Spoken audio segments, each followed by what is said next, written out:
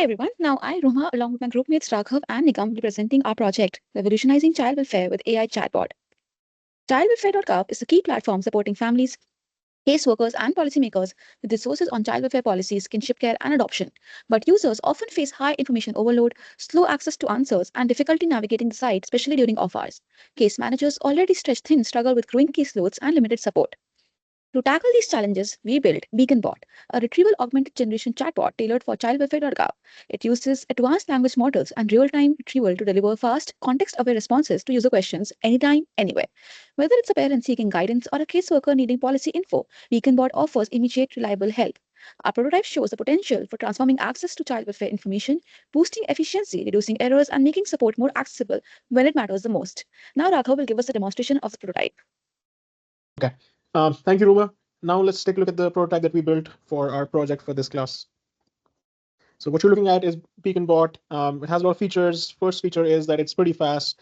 If I were to select and answer a question, the answer coming in is pretty fast as well. As you can see, it is also able to handle any distressed user or any abuse that might come. This is something which we got as a feedback from people who already worked in the chatbot, that they get a lot of such complaints. One feature that we added on the design side was the dark and light feature, ability for users to choose between whatever suits best for them. Let's see, the next feature was if we ask between a difference between poverty and neglect, it will give a link as well to the website where you can get more information, and it takes you to childwelfare.gov. Now, where is this data coming in from? Now, this data is being pulled in from AWS S3 buckets. What you're looking at here is the code for it. We created a function called getPDFs, which essentially goes to our S3 bucket through access and converts that PDF into whatever we want in terms of, in our case, that's JSON. Once it's converted to JSON, what we then do is we send it over to our similarity metric and then embed that data in through OpenAI's embedding function. Once that data is loaded in, if we go to route.ts, this is where we make use of AstraDB, which is the vector database, post the request through the embeddings that we previously created, specify which RAG we want to use. In our case, we just hard-coded it to use GPT 3.5, and then provide the document from data.json as context. The prompt that we gave involved things like adding being calm, because there are a lot of people that are distressed when they use this, to not hallucinate or to say, I just don't know, maybe they can reach out, and to be very respectful, empathetic, and supportive in its answer. Thank you, Raghav, for that wonderful demonstration. Now I'll just add up to that and show you some more features. The first one we have is on the right, a toggle button that allows you to basically select if you want the chatbot to read out its response. So let's turn it on for a while. And you also have that input feature, which audio input feature, which allows you to basically ask the questions via voice to the chatbot. So let's test that out.